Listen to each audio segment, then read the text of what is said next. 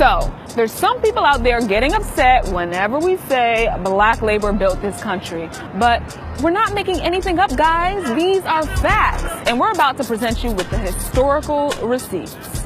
In case you missed it, this is what we mean when we say we built this. Here's a quick history lesson for y'all.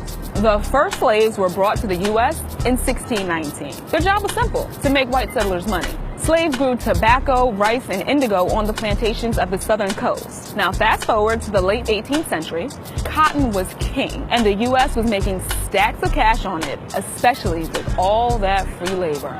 Over 600 million, or just about half of the country's economic activity in 1836, came directly or indirectly from cotton. Cotton-producing slaves were just 6% of the population, but created almost half of 1 year's economic activity. We spoke with Professor Edward Baptist, the author of The Half Has Never Been Told.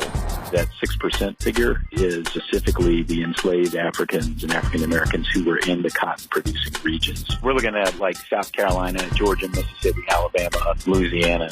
Talk about being critical to a nation's economy. I guess you can imagine some sort of science fiction world where this didn't happen, but this is what did happen. Slave labor built the U.S. And their contributions weren't limited to the South.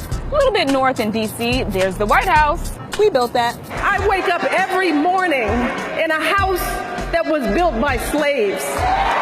If you doubt our forever First Lady's words, the White House Historical Association spells it out pretty plainly. Planners turned to African Americans, both enslaved and free, to provide the bulk of the labor that built the White House, the United States Capitol, and other early government buildings. This country's financial center, we built that too.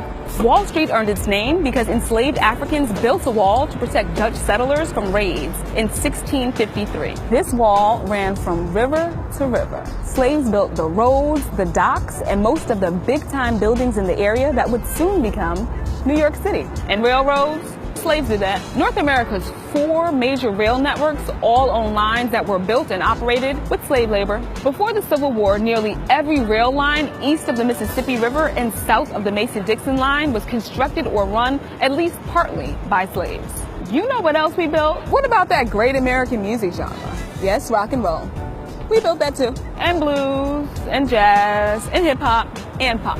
America's favorite snack food, that was a black guy behind the potato chip. The ironing board, a sister. The traffic light, yep, he was black. The super soaker, that was a dude named Lonnie. He's black too. And the person who invented the technology responsible for the caller ID and call waiting, her name is Dr. Shirley Jackson. And yes, she's black.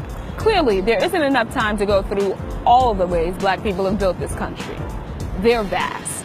Don't get it twisted. Native American and many immigrant communities have made tremendous contributions to the infrastructure, identity, and imagination of the U.S. as well. So when we say we built this country, we actually mean it.